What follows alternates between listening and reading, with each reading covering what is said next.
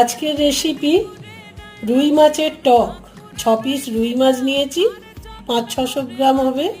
1 চামচ নুন নিয়েছি, একটা তেজপাতা নিয়েছি, 1.5 চামচ সর্ষে বাটা নিয়েছি, 1/2 চামচ হলুদ গুঁড়ো, 1/2 চামচ লঙ্কা গুঁড়ো, 5 ফোঁটন ভেজে নিয়েছি 1/2 চামচের মতো, 1 চামচের একটু বেশি চিনি নিয়েছি, 4 চামচ তেঁতুলের পাল্প মাছে দিয়ে দিলাম, মেখে নিচ্ছি। আমি এবার তুলে নেব।